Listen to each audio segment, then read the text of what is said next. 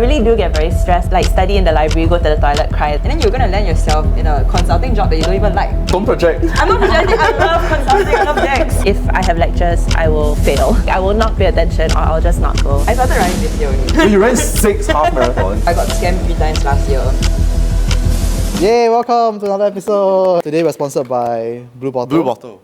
Oh really? Yeah, we're sponsored. We're getting traction now. What? Today we have 2 very beautiful guests with us today. It's called Rachel and Ray. What? Rachel and Ray. They're big on TikTok, big on Instagram, and big in school.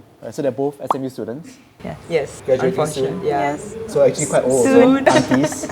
Soon as in like you have to manifest the job Like, first. no, like next year. Yeah. A quick self-intro. I'm Rachel. I'm a year 5 student doing a double degree in psychology and business. And I'm also doing an additional individualized second major in urban sustainability and innovation under the College of Integrative Studies. What's a fun fact about yourself? Your interests.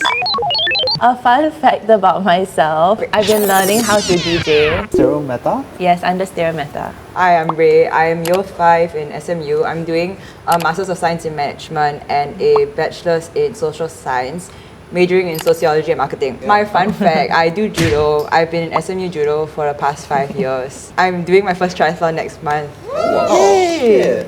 You see the I'm gonna difference drown. between like Stereo Meta and Judo is that David doesn't dare shit on you guys. For real, she'll flip him. It's gonna get beaten up. So let's start with some rapid fire, just get to know your Okay. simple stuff. For those that don't know, she's Winner Ray and she's Loser Rach. Can you explain the origin of this? I came out with my username in like Sec 3. Yeah, and I'm just a fan. Yeah. So I met her in year 1 and 1 week later, I copied her username. Yeah. my username before I met her was literally like Woon Ray or something like that, like my full government name. And I met her and I was like, wait, low key, and I texted her and I was like, is it okay if I copy almost exactly what you did I was for your like, username? yes. Wait, this was like what, 1 week within? Like year 1, sem Yeah. 1, week 2. She was like my only friend. Yeah, she was my only friend and I was like, you know what, time to cement this, Yeah. time to lock it in. It just made so much sense. Why does it make sense? What makes sense about it? We're friends. parallels. Both our names like start with R. So your Yeah. personality from her. Yeah, I'm just a fan, I'm just a follower. And then she did it better. I walked so she could run. Okay, wait, so how many people in SMU have thought you guys are a couple? Not enough. Not enough, Like- yeah, like I thought we were a bit more obvious than that. For reference, they're not. Don't cancel us. Nothing. Who? I think the answer is obvious, but who would win in a street brawl between the two of you? Ooh, that's hard to say, hard to This say. is a move. I don't know, she has been going Pilates. Once a week. Oh, that's actually quite. Oh, yours is quite well. David, it's fine. I'm not even. Okay, next question. Okay, more for Ray, I guess. Okay. Genuine question, are cold plunges performative? I do it because I go for free. I feel like indebted to the person. Oh. But personally, I hate co-plunging. And the owner knows this. I think it's never enjoyable and it never gets better. Does it like help? No. Like, Oh. me personally, I get out and I just feel worse than getting in. But I'm always back for more. So it's performative? Yeah, 100%. Isn't it just showering? No, like with what? extra steps? Oh, showering with ice. It's like a bath Yeah, with ice. but With that's- extra steps. But the science is like it's cold and then it gets better when you get out because the blood like rushes through you. Question for the new year ones coming in for their benefit. What's your favorite slept on campus food? Everybody knows this. I used to be a staunch mixed greens fan. Okay. However, they have increased prices. And they also changed their name. Okay. But I used to have a fan page for them. The super green now, is it? Yeah, now it's super green. What's the name of your fan page? SMU Mixed Greens fan page. But I stopped because I stopped going to She had a school. story like highlight of everyone's fans. Like people used to like tag people as It in was my really friends. good. I think kuro curry is slept on. Like just because there's a bit of a smell. It is nice. Yeah, see, it is a bit nice. pricey. But if you compare it to like other options around SMU, it's not too bad. Like Taliwang is $8 now. SOE yeah. Taliwang. The ayam. Nasi $8. lemak lah. Yeah. Yeah, like it's so good, quite but it's $8. Kuro curry if you're watching. Okay, Ray. Every day I pack food to school. Maybe I buy school food like once a month. But when I do, I eat Yong Tau Fu. Oh, yeah. Tofu. Yong Tau Fu is good. Yong Tau Fu is good. Let me guess, 5 pieces of that, like, the white tofu. Yeah, I get like 5 different vegetables and like mushroom. Do you count your macros? No. How do you meal prep? Or like what don't do you meal- meal prep? Can't put at home. I was gonna ask you, how do you have time? I know. Let's jump into it. How do you guys end up here? So locally, SMU was the only uni that I applied to. From the start, I knew I wanted to go into psychology. To be very honest, I didn't really do my research. So NTU was too far from me. And then NUS, I heard that you needed a minimum grade for like a certain module to be able to major in psych. And I was like, hell no. Okay, apparently turns out it may not be the case anymore, so please do your research. I like the SMU class style. Like I did IB, so I never had lectures before. And I was like, if I have lectures, I will fail. Like I will not pay attention or I'll just not go. And I also didn't want hall life. I heard in NUS, it's a bit harder to make friends if you don't stay in hall. Mine's a bit different from her, but I applied to like almost every single school in existence in Singapore. So firstly, I chose sociology because that's all I really knew in SOTA, because I did humanities, right? I had no exposure to business, but Rachel took IB business, so that's a bit different. So she already had that exposure, but I had no idea what business was. I really liked geography and the humanities, so I was like, passion. Ultimately, I chose sociology because I was like super like inspired to like, oh my god, I'm gonna make a social impact in the world. Legit, I was like, oh my god, like justice. I signed up, right? And I completely regret it. In hindsight, I would not take social science again because I feel like that was a mistake on my part. Because I'm now in consulting, I feel like I should have been a bit more rational. Ultimately, when it came down to Singapore unis, it was between NUS and SMU. But I kind of thought about it, and I felt like it would be better to be like a big fish in a small pond. Wow. You know? Because I feel like NUS, NUS is a bit too big for like it's too much. As much as I can excel, I will not go as far as I would have in NUS. So do you think like the whole like social science psychology, do you think the stereotype of it being like an unemployable degree? I went into psych thinking that I probably wouldn't work in psych, hence the business second degree. Okay. So psych's like a passion. Yeah, it's really just out of The interest. majority of people who chose social science is out of passion. But then ultimately, it's not much of a struggle getting a job compared to like the other majors in a sense. Like everyone's like equally struggling to get a job.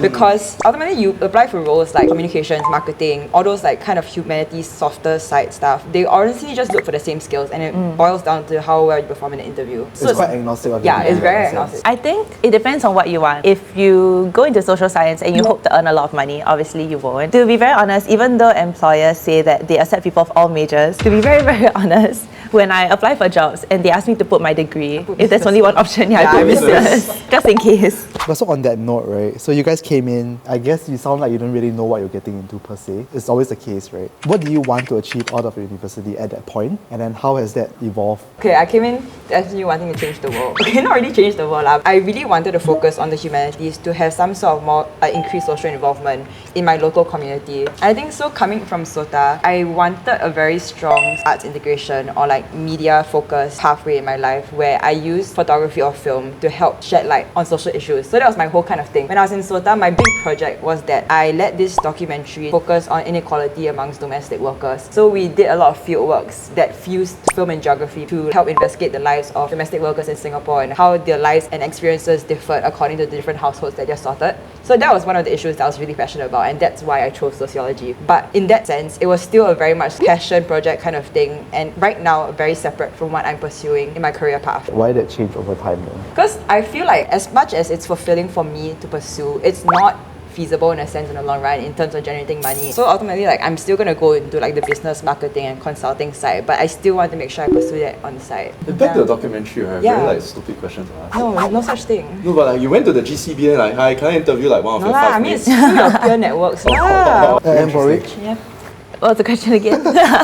To be honest, I don't really know. For example, like my second major, I only took it up after my first year. So I feel like my education kind of like evolved as I went on. One of the main reasons why I came to SMU is like this promise, right? Like 100% global exposure. I was like, sign me up. I think that was like one of my big things, right? Cultural immersion, see the Northern Lights. Yeah, so I think that was one of like my big goals in SMU. If I'm studying locally, I still want to build that overseas experience. Continually finding ways to like make full use of my education. Once I graduate, I'm not going to have these same opportunities. What would you say is the best way to make use of university? Because you mentioned opportunities. How can one go about maximizing their time? It depends on like your goals. When I was interviewing for SMU, right, one of the questions that the interviewer asked me was like, actually why you want to go to uni? Because I was telling him like what I want to do, right? And he was like, oh, actually you can do that without a degree. Why do you want to go uni? And I was like, whoa. the answer that I gave and the answer that I still believe in is connections. As much as there's a stigma around the word networking, make as many friends, as many as you want. I'm quite close to like certain faculty members. It just improves your quality of life in school rather than thinking of it transactionally. Make use of all like the overseas opportunities and stuff like that. We went for study missions, like we went to Japan together.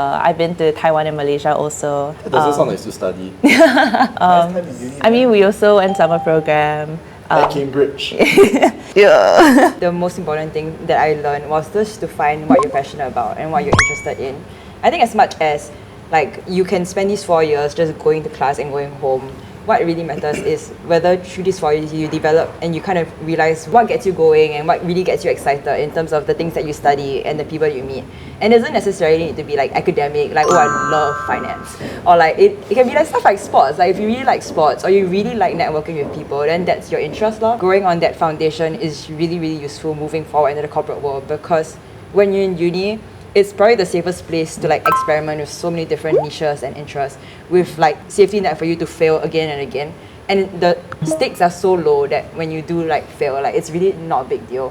So you can try out different things. There's so many resources available. And then I honestly think, especially in SMU and in Singapore, the resources backed by a lot of the different programs they have is very, very untapped, because there's a lot of programs that's available out there, but people just don't want to take the risk to just try it out. But there's honestly nothing to lose lah. Like stuff like going JI, I spent 3 months in the Philippines interning. And like that was like, at first like I didn't even know about it until I saw the email. But then once you sign up, it's like a whole 3 months overseas that SMU like really supported you through. So it's really good. Try new things. Like, although it may not look like it, you know, I was in fencing for a year. Yeah. Why you laugh? She competed. I competed. Yeah. What's your SWOT? I know it's like 3 SWOTs, right?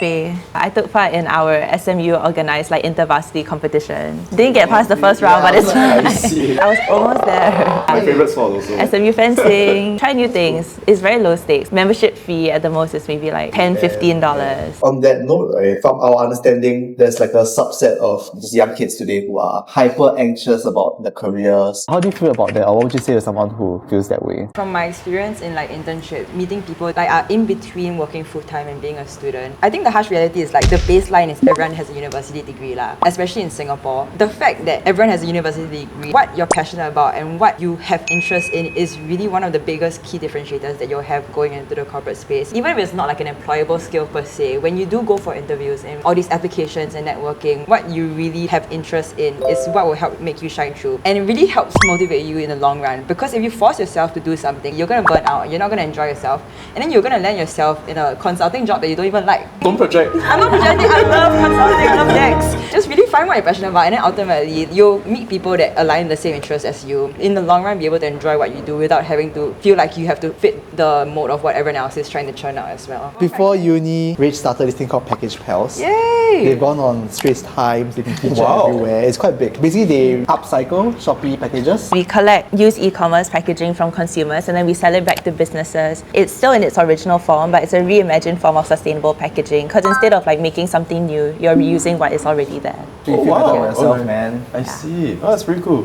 So she's been doing this through uni, while juggling everything else, and then she was in Asia as well. Yes. Alongside fencing, DJing. In Francophiles. She was the exco of Francophiles. In year one. Franco Falls is for the French French. Division group. Are you for real? Exco leh, don't play. Bonjour. Okay, how about you do your like little self-introduction in French? Bonjour, je m'appelle Rachel Han. Je suis SMU étudiant. Okay, sorry, what's the law? What's the law behind it? The law is that You like the French guy? no, my batchmate became the president. He was trying to get EXCO members. At the time, I was like learning French with like one of my other friends. He was like, "Oh, you learn French? You want to join Francophiles?" Me as a year one was like, "Sure, try everything." Croissant.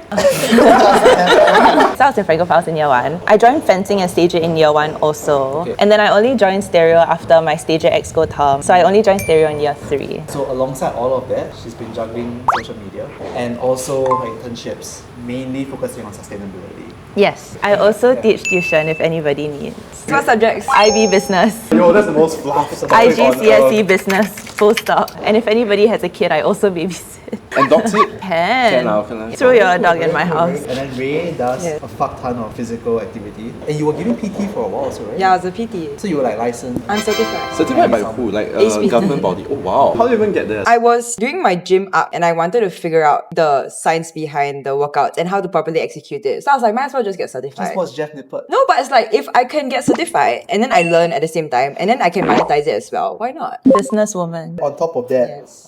you did the OCSP. Yes, Gracia. But she was in Gracia too. I was just a member. I was in Gracia too. Oh, triplets. OCSU, Yeah. yeah. And then you did your master's as you're doing a master's as well, yeah. right? But it's part of your integrated program Yes, kind of thing, right? yeah. At the same time, you have like 14 fitness sessions a week. No, I don't think so. So you went for yoga and then you went for Oh, BJJ. yeah, but that was before class, yeah. yeah, and then you I went to slept. school. Yeah, I'm not a morning person lah, but I just signed up for this early stuff because my rationale is that if I don't go for this, I will just be sleeping anyways. That's what you said, but you'll be studying Yeah, instead. but that's crazy. Oh This is no, your I would not best. do that for studying. No, but how do you guys find all the time to like juggle everything? Last night I slept 4 hours. You just check your Garmin. Yeah, my Like sleep, your sleep quality, is it? yeah, my sleep score is 45 out of 100. I don't think I'm qualified to give advice, yeah, honestly. Basically, like I don't rest. I don't watch Netflix and YouTube. You don't watch YouTube. No, I don't. Oh, that's wild. Algorithm has completely. How I like kind of plan my days is like, this is a bit psychotic lah, but every night before I sleep, I plan out my day hour by hour and I just follow that plans. Oh wow. This that's was really my like- yesterday's. Okay, I get it. Yeah, this kind of thing. 6 a.m. to 9 p.m. What's going on? That helps me set like an expectation what's going to happen the next day already. Basically, you just execute when you wake up. Right? Yeah. Imagine you guys both sound like quite stressed out and like quite like I don't know, frazzled like. Honestly, like I was doing like a little scroll of her TikTok yesterday.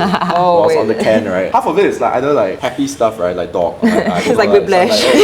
Other is like ugly cry. It's like ha ha ha. Oh. So how do you balance out this like whole mental health kind of thing? You say you don't feel at peace the whole year, right? It's like 9 Oh months. no, of, that's like, oh wait, I'm sorry, that's really dramatic. I just meant I don't rest. But that's worse. Like right? I'm either doing something or sleeping. Oh, where does like the self You know drive the come hamster from? wheel? I'm just very goal oriented, lor. I have a lot of things I want to achieve. I set certain milestones that I would like to achieve for myself. And I think the nature of a lot of things I do, like running, judo, fitness stuff, there's a lot of milestones that you can work towards. So for me, it's very easy to keep track of the progress I'm making. So after a triathlon, I'll just sign up for the next one, lor. I'll just what do are like you- maybe an Ironman, yeah. No What are you doing at the choice. end of the year? Standard Chartered full marathon. Full marathon. Full marathon? Yeah. How many half marathons have you done this year? That's wild. 6.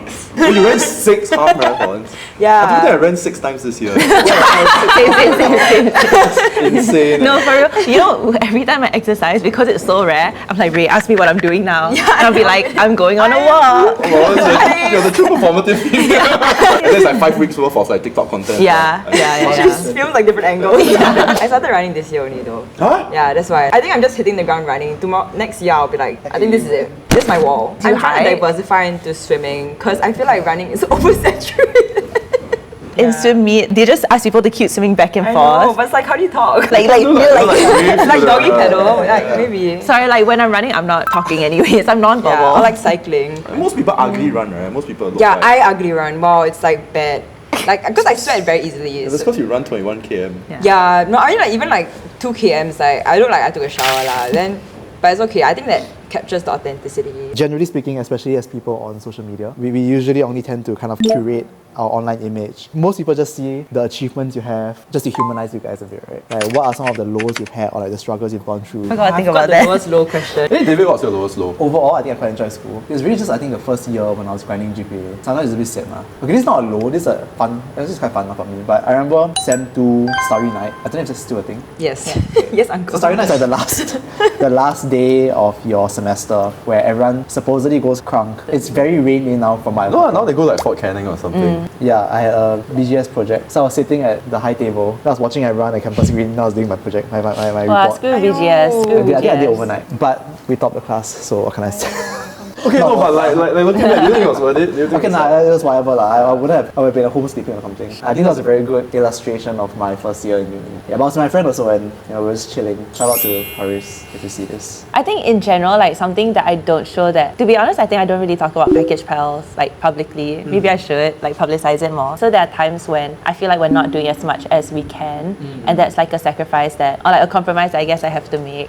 Aside from that, like yes, I do cry a lot, or like I used to cry a lot, but that's also my way of like relieving stress. But I would say like I really do get very stressed lah. Like study in the library, go to the toilet, cry, that kind of thing. I was the most busy probably in like year 2, like juggling exco stuff and everything. And so when I sacrificed my social life, that was kind of my lowest. Because in my head, I'm always like, I'm so busy, like I don't have energy to meet people, and it's true. Because as much as I like meeting people, it takes up energy also. Yeah. I would say I was probably on the verge of burnout lah. When I post about me crying, it's like hee hee ha ha. But sometimes it's like, I think normalize feeling shitty, right? It's just part of life. yeah. Mine was similar to like year 2, the same period. I think that's when like I was most busy. I probably like honestly reached burnout at that point. I think there was this one semester along the same period where I started picking up personal training that like I was very, very overcrowded with all the responsibilities I had. I think during that time I was taking 6 undergraduate mods because I hadn't started my masters.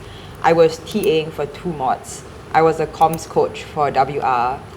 I was in judo and I was personal training and teaching IB tuition at that time. I hit burnout like maybe 6 weeks in. But the problem with all these commitments is that it's a long-term contract in a sense where you need to commit to it and I won't stop halfway. That was a very big low and that definitely took a toll on my GPA and stuff. And it's like very harsh to actually see it have a tangible impact on like your stuff. Because sometimes you can feel like, oh, I feel so horrible today. But when you actually see it, that really takes a toll. So I think that was one of the lowest. But I think my biggest struggle throughout uni was I had to learn how to like cherry pick the opportunities that come my way. When I first started out in year 1 and year 2, I would agree to everything. It was in a mindset of like I really need to maximize. There was a lot of pressure I put on myself to make the most out of uni, and because of that, if you say yes to everything, you find yourself doing things that you don't actually want to do or you don't actually enjoy doing. So that's something I really had to like learn how to go past. Like in a way, it's like you recognize what you kind of want to do. What Like you have to learn how to say no, like essentially. I think it's quite scary though, the whole saying no part. Because yeah, I know. I know, like for me, like last time people like, oh, do you want to join this case com? Then like, oh, later we win, then get this internship, and then like then you feel like you're losing out if you say no, right? Yeah, it's so rat racy also. I remember, I think it was in year 3. I just like burned out so bad. I spent like an hour plus crying in like a GSR. And then I cried so badly that I was supposed to watch Hotel by Wild Rice. And I really wanted to watch it, but I cried so bad that I couldn't watch it that night. And the thing is, I don't even remember like what I was so upset about. But it's okay because I'm watching Hotel again. Any tips for anyone going through something similar? I would say it's a process lah. Like just go through the motions. Just go through it. Yeah, like just do it. I think just go through and you learn from experience. Figure out what you want to achieve. Don't just do it because your friends are doing it unless you feel like you can get something out of it. If you don't find purpose in it at all, you're really just going to hate it. I think a lot of things in retrospect are like minuscule. I remember like last time I would worry. I was like super hyper fixated on grades. I'll worry if I didn't like class butter like thrice. I like spiral and then like, oh my god, my class grade is going to die, and then I'm going to lose the A plus because this guy is going to H me on, that guy That's topped like 5 crazy. times. The biggest struggle that I also had to overcome in SMU was keeping out the class part. Personally, if it wasn't graded, I would not be speaking in class at all. And I really do it because it reflects in my grades. I think a lot of times, especially in year 2, when it transitioned from COVID to in person, that was my biggest hurdle. Online class, I had no problems class parting because it's a little Zoom raise hand. You speak and then you can turn off your camera, right? After we transitioned from that into in-person class, I couldn't bring myself to class part for the longest time, especially in soci classes, because those are like those 2-minute insightful complex class parts. And then every time I didn't class part, I would internally beat myself up over it. I'll be like, oh my god, you're such a coward, like you can't raise your hand. But then it's because I had the thoughts in my head, which makes me feel worse about myself, because it's like you could have just said it, bah. And then it's worse when someone else says exactly what is in your head. So that was a very big struggle. What helped me along the way to overcome that fear of class part and like just putting myself out there is the realization that no one else cares lah. Even if you say something, no one's gonna remember what you say. And on top of that, everyone knows that we're just all doing it for a grade. Really learn how to detach from this whole academics and realize it's not that deep lor. It's really just performative. And if anything, you class parting would also encourage other people to step up also. I know you struggled a lot with it. In class, I'll be like, raise your hand, raise your hand, raise your hand. Oh my god, for real, like, you know, like... Yeah. Like I'll tell her my no, thought. I'll be like, I have this... Yeah. I know. No, like when we're in the same class, I'm like, Ray, just speak. Like, just raise up your hand. And she's like, I can't. Yeah, especially in business, because we mostly do business classes together previously, and the business class part is brutal. I hate it. Yeah. Like the student just like, and then it's like, it's worse when the class part is easy, because everyone and their mother raise your hands. No, and then it's like, you know when you raise your hand but you don't get called, then you're like, I'm never going to do this again. But then I realised that actually nobody gives a shit. Right? Yeah. It helps to have friends to encourage each other. Yeah. Generally speaking, it's like a trial by fire kind of thing. You stretch yourself, it feels like shit. But if you do emerge on the other side, you know, you're better at things, you know yourself better, and just more capable in general lah. I don't know if you guys find it reflective at the workplace, but actually being able to like unmute yourself during like a call with like clients, or not only like clients, right? Like even it's an internal meeting, there's like higher ups. It puts you in that right mindset. Maybe not as an intern, where it's a bit more intimidating. It lets you overcome that fear of like public speaking. Yeah. Right? In the workplace, visibility is important also. well. Like as an intern, obviously like know when to speak, but I think that the times I have like dared to speak, like say when we're working with clients and there's something that like I need to raise, you do get recognized for that. Obviously if you do it in the right way. I think the softer undertones to that is that like you can communicate one message. The tone you approach people, I think that one matters a lot more than like the actual content. So you recently posted a very good semester Oh yeah, my master video. while doing 6 modules. 7. Can't remember, yeah. But it was my undergrad and masters. How many A pluses again? I think all. No, minus one. What? Minus one, yeah. 5. 5 A plus. Wow. And 1 A minus. Yes. Yeah, for my soci mod, my major. We literally say. You guys have clearly done very well academically. What are some of the ways that have helped you to achieve that? Is there anything else that kind of gives you an edge that you don't mind ungatekeeping now that you are almost out? I bid for mods quite strategically. I know that people who are like, I don't care about the prof, right? Like whatever. But for me, it does matter. It comes down to knowing what I'm better at, where I think I can be above the bell curve. And then obviously like thinking about my e-credit. For me, I want to focus more on the class part because I know that that's the only thing that constantly requires effort and that I can't rush towards the end. Right. Something that maybe like not a lot of people leverage in class to help you get better is really tap into your office hours for the teachers and the TAs. I think it's mandatory for them actually, but they have office hours and they are open to like consultations, especially for modules that have essays. You need to ask your teacher what his opinion is, what he wants out of that essay, because it doesn't matter how right you are and how academic it is. If it's not what he has in mind or her, it's not going to do well. Because the prof is the one grading it. Exactly, he's the one grading it. And then while you consult them, they will slowly review what they have in mind, like subconsciously. So you need to milk that. Everyone's too lazy to arrange the sessions. And then let's say you're too scared to ask your prof, ask your TA. That's also their job. So it's like... No, this is great validation. Exactly the things we say. Oh really? Yeah, I think I used to pride myself knowing where all my profs' offices are.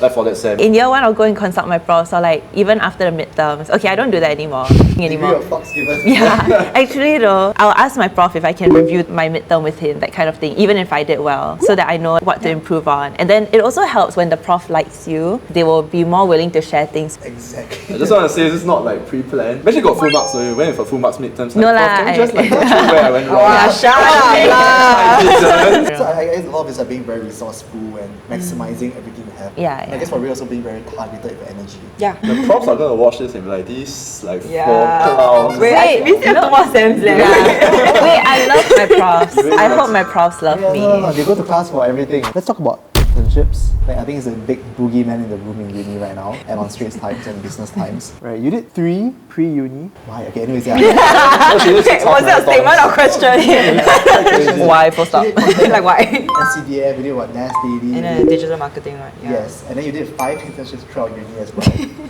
And then Rach had PH Pals as well as 4 internships throughout university.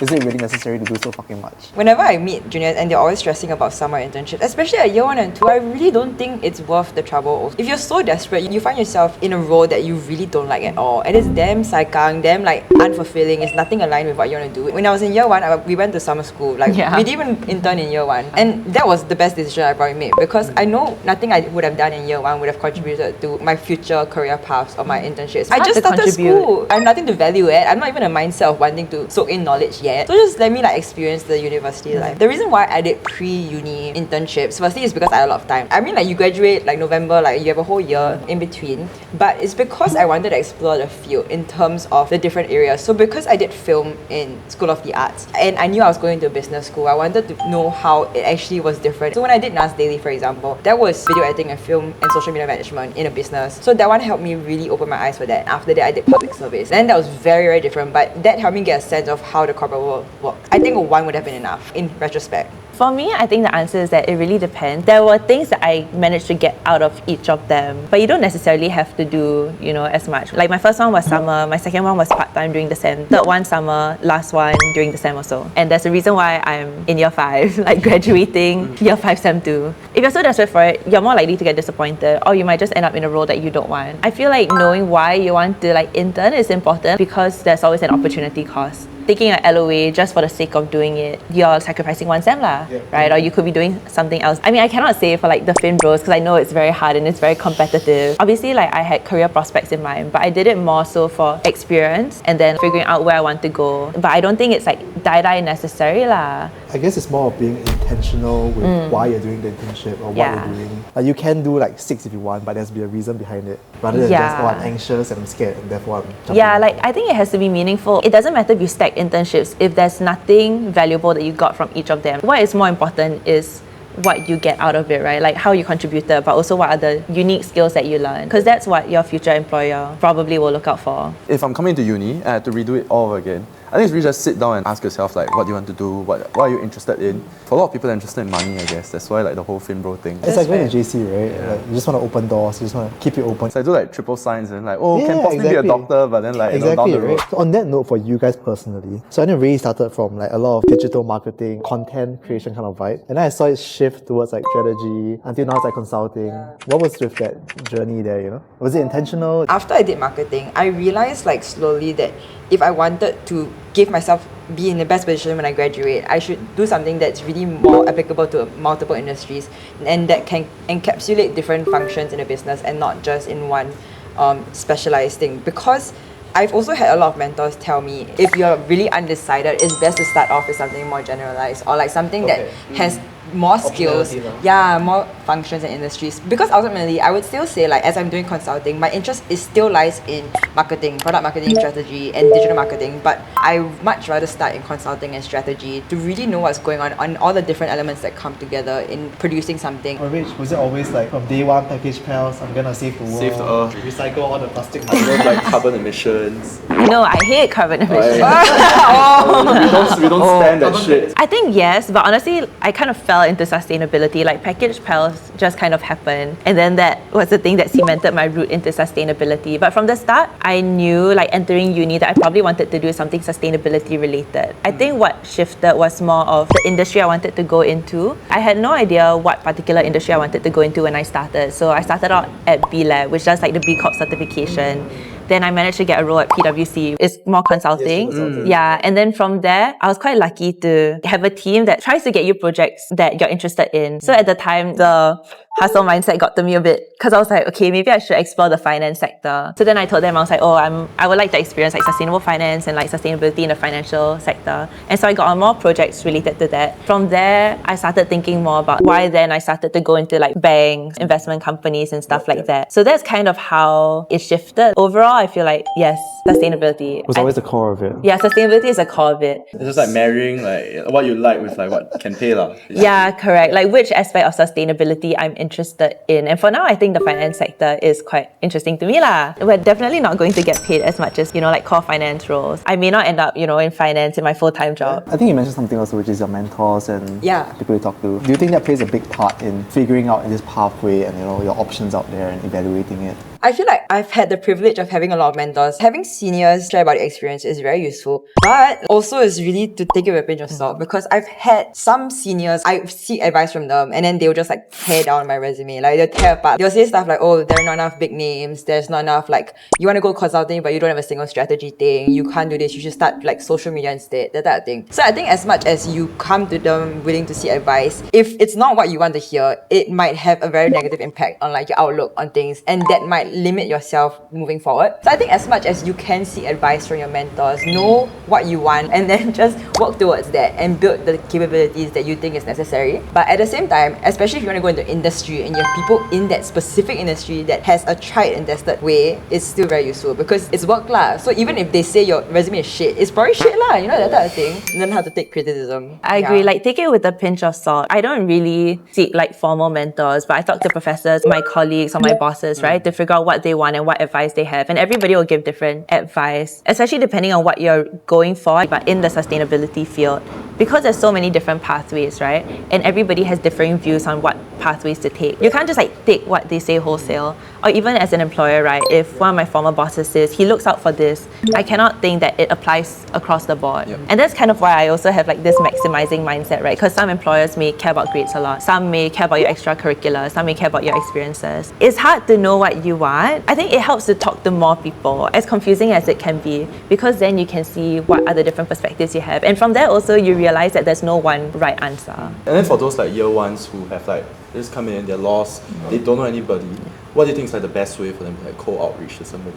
Cold outreach. Not like cold outreach, like maybe it's like there's just that like random person in class and like you go and stalk him, like, oh, this guy is quite high flyer, but like, how do I bridge that gap? I think it definitely helps when you have something in common. If a junior were to reach out to me, if we were like in the same CCA or if they were my JC or something, junior, obviously you'll be a bit more willing to talk to them. I guess if it's like a classmate, trying to be friends with them might help. You don't want it to seem transactional, right? And you want to seem genuine about it as well. For example, say if I'm interested in this certain position, right, and I see that this person has done it on LinkedIn, but I don't know this person personally, I'll try to find mutual contacts. And then from there, it helps. Yeah, it helps to bridge the gap a lot. Yeah, it definitely helps. Building on this also, right, like how can someone just in general make themselves a bit more competitive or like stand out from the hordes of other internship applicants nowadays? Okay, my pet peeve, and I have done it before, so I really get it, is when people put like random shit on their LinkedIn. Like you put that you were like a part-time like service staff. Like I'm so sorry. I used to be that person also, and I know that you want to put something. Sometimes less is more. I used to put like everything I've done. Before uni, I interned for like a medtech company doing like business development, like super random. But then I removed it from my LinkedIn lah. As much as it was interesting, it doesn't help. Yep. It doesn't value add to your narrative. Yeah, it doesn't really value add. In terms of the things that you have done, if you don't have work experience, I guess, and it's something that you're stressing about, maybe you can try to have like leadership roles in your CCAs. And what's important is highlighting what you've done rather than like just what the role is. I guess sometimes it's also just to fill out white space. Like I think for like the boys, You don't have enough, right? Wait, PSA, crunchy Chem 5. Like, okay, like I think it's more about how it's framed. Sometimes you can tell that it's very bullshit. So basically, for people who don't have anything, try to find something and focus on just do something. focus on what you've done. Don't rather glaze than yourself your like for the wrong things. When you're truly passionate about something, it really shows lah, and people can tell when someone's being genuine rather than something that's just trying to like please someone else. Have a personality. One thing that's really worked for me, whenever I meet new people, be it like socially or corporately, I always try to tell them things about myself that's like not necessarily the best thing. Like stuff like, oh, I got scammed 3 times last year. Oh, Scam Shoe was created for people like you lah. Yeah, exactly. I lost like 5k on a telejob scam. That type of thing. So like you just say stuff like that and then like people remember you. But then here I am still working in this job, same role as you. If you are going against somebody with the same competence, again, it depends on the industry, right? A lot of times also, it's a vibe check, right? And especially as an intern, they know that you're not going to be like star You're not employee. gonna change anything lah. Yeah, so they want star revenue generator. They want someone who's like willing to learn, able to learn fast, but also somebody that maybe can get along with the team. It's quite old term, but I recently heard this again. It's called the airport check. What's that? Airport. Oh, airport. Like, if you're going on a business trip with this guy, and Oh, you like have will to you wait last? at like the lounge and your flight gets delayed, do you want to kill yourself? Like, that's like the airport test. Like honestly, I'll probably like hear like your scam stories for like half an hour. Enough for like one delay. Yeah. When Very we went to Morocco together, I made her like read this article next to me, and it was called like 17 most common scams. And I was like, do not talk to me until you finish reading the article. Scams and how to avoid them. Yeah. Is this before or after you got scammed? I hope it was After, yeah. But I still got scammed parents afterwards, yeah. Cannot help you with that. I didn't send you an article. I'm so sorry. I had no article on getting scammed. Yeah, good target, you know? I guess, okay, last question about your internship experience. Given that you've had so many, what are just like the top takeaways that you've had? Off the top of my head, like 3 key points. The first, tap on your company's resources. Like you're not just restricted to the work that you're working on. If you have access to, like other projects that your team has done, it's really good for your learning. Whatever you're going to learn, or at least for me, right? Whatever I learned through company resources is not really stuff that they teach in school. The second I would say is, obviously you want to try and make yourself memorable. I think in general, like you can be a good worker, but if you are a boring person or if you're not really present for social events and stuff like that, they're also not really going to remember you lah. Yeah. And then I think the last thing comes with practice and that I am honestly still quite bad at is coffee chats. Talking to your colleagues, having lunch with them, maybe like talking to people from other teams also, like adjacent teams or even just from a completely different teams that you want to find out about. If you have access or like communication channels with them, it's best to reach out to them as an intern, right? Because at least you have something in common as compared to trying to reach out to somebody who is like a complete stranger from a different firm. I would say I think you asked about cadet events or things that I found recurring throughout my internships. I would say that a mistake that I always make in my internship is that I really sometimes fail to overlook the small details in double checking my work. I fail to... So you overlook the small details? Yes. Yeah, I don't You succeed in overlooking the small details? You come to realize that when you're working in internship, you're expected to do well, but you're not expected to make mistakes, honestly. You're not expected to submit subpar work with mistakes that obviously could have been caught before. Okay. So I think, especially when you're first starting out in internships, just take the extra few minutes to check through what you're submitting, take pride in the work that you produce. I would really say like prioritize your one-to-one relationships with your team and your connections that you make. As much as you can really shine through and have a great personality within your team, ultimately it boils down to how well you really know the people know you personally and how well they remember you. Participating in the recreational clubs in my internship at companies, I really think that makes such a big difference because it gives you such a bigger dimension to corporate life. Because ultimately you join corporate life, you will have access to all these red clubs. So I joined like dragon boating, for example, and then I joined all these external events, and it really helps because you get to meet people in a non-corporate setting. And you really get to know the people, and then you're still part of like that corporate community moving forward. Actually, the checking thing is quite big. What I like to tell my interns to do is that you print your slides out, especially for like consulting, right? You check all the numbers, make sure everything's like. So you can make mistakes, but not the stupid ones. Yeah, spelling mistakes, like people will remember one. You won't really be remembered for your good work. There's a certain standard. Yeah, but you'll be remembered for bad work. All things aside, like yes, you'll probably make mistakes. Yeah. So what is important is to be like honest about it, right? And to make sure that it doesn't happen again. Like I have given slides with a typo before, like wrong company name, that kind of thing, right? Just make sure it doesn't happen again. Okay. I think on the coffee chatting part, like there's a lot of topics, and I think this is a whole different other can of worms. But I guess there's like some like sensitive topics that like you don't really want to talk about. Don't ask about like kids, whether they're married or not. Hot take lah. I don't know if it's hot. I don't think it's that hot. But like you never know like what kind of like stick to like safe stuff. Yeah, hobbies. You like dragon boating. Yeah, Go Japan. traveling. Yeah. Oh, do you advice? queue for like Yochi? That kind of like random like. Finishing off, what do you think you'll miss most once you graduate, which is very soon for you guys? I don't think I'll be more free than this. It's a luxury having maybe 6 hours of class a day and then having the rest of my time for myself, especially coming from all these full-time internships. Yeah. You start to realize that once you finish university, you're locked in 9 to 6, 5 days Or a more. week. Or more, depending on your industry. But you're really locked in and that's realistically the large part of your life moving forward. Yep. So university is really the only time that I'm really soaking in the fact that I can wake up at 11, go to class at 12, finish my day at 4 p.m. and then get all this rest of the time to like explore my own interests. And like, that's really, really a luxury. I really agree with the free time. Even if I wake up early, like I'm doing my own thing, right? Like I can go to a cafe and study. I can like, go for brunch with my mom, that kind of thing. Yeah. Which I know once I start working, I won't be able hard, to do, lah. right? Yeah. Especially because in SMU, you have a lot more flexibility, I feel, over your schedule. So it's like Tuesday's free, Friday's free. My school week starts at 3:30 p.m. Then you have to plan your time off, for example. But like, for example, if you don't have classes on Friday, like next week I'm going Bangkok Friday to Sunday, and I'm not skipping class. Good for you, man. So it's like, you don't have to plan your time off and stuff. Yeah. Like, oh no, I have 3 days left. Right. It's like, we're actually like incurring losses. You don't have the money to actually enjoy the freedom, right? It's very unfortunate. But I think aside from that also, school is a safety net in a sense, right? Yep, Like yep. you can do stuff and you're still like safe. Yeah, it's like an artificial environment. Yeah, lah. like even interning, right? You can try things and if you don't like it, it's okay. I feel like once you end school, it's a bit scarier. It's harder to pivot around, Yeah, I would it say. is. People are less forgiving. I know that, okay, maybe this thing doesn't work out. At the end of it, like, I'm still going to go for my classes and the main thing is school. Enjoy your time, guys. Something interesting you've learned about or read about recently. Completely unrelated. I learned that flatworms, I think, they fight with their dicks. The one that wins inseminates the one that loses. So like they're like kind of like both gender or something. I don't know how exactly it works. I mean, someone sent me the meme, then like they're like, let's do it. Yeah, I Real? was, Did you fact check that? Nope. You guys can comment down below. True or false? So it's a literal sword fight lah. Yeah, and with high stakes involved. Maybe like one guy like loses on purpose. oh, damn it. Oh man, I guess bo pian lah. Oh, it's the new one, right? That's the new one. The one. No, yeah, but Ray recently, Ray is now like my fitness. What's Miss Buster? I recently see a lot of like online TikTok like No, like fitness hacks. Yeah. Do this like 10 seconds a day to get abs lah. That kind of bullshit. Like the okay, treadmill because I get a lot of like thing, the Stairmaster incline one. videos, and then now like I get like people walking on the treadmill, and then they're like doing like It's like 1 1 kg dumbbells. Yeah. I did this for 30 days, and I got like my arms have never been more toned. Yeah.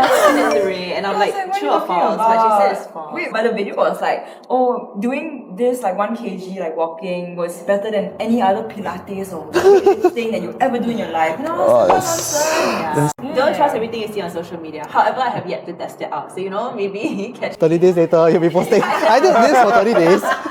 Ray was wrong. Oh, so recently, this is a recent thing that I learned, right, from my interns. It's called ABABS. It's a bit sensy. I don't know if this is a thing, man, but honestly, it caught on like in the office. Like, so okay, so we're all quite like, no, it's like for short, it's like ababs. So basically, like we'll like talk some smack about a guy, you know, like banter and all that. Like, wow, bro, today your shoes very ugly or something like that. And the guy like, hey, bro, don't ababs, Don't fancy. I hope it catches on, man. Only in your office. I don't know. My interns tell me it's a thing. Why? They are just Isn't starting. like all the kids these days use it. I was like, oh, okay lah, this little uncle Honestly, over I here. could see it though. Generation gap for us also. I recently learned what TS stands for. Transsexual. Like Taylor Swift. no, like No, this like shit. this shit. Like, Huh? I'm so tired of TS. Or they'll be like TS Or this bus. TS, yeah. And I just thought it meant like this. This is like the uncle get confused section. I also didn't know. You know, there's a replacement to NGL. You know, they're not gonna lie. Uh-huh. It's ICL. I can't Oh, lie. yeah, that I've seen it. I can't lie. ICL. I can't lie. Yeah. PMO. When I learned what PMO was, I kept saying it. PMO, Prime Minister's Office. Oh, it's pissed me Lots off. of people say like TS PMO. Yeah. This shit I pissed me yeah, off. but I just thought TS meant like this. I Ah. also got a term that I learned. My boyfriend educated me on this.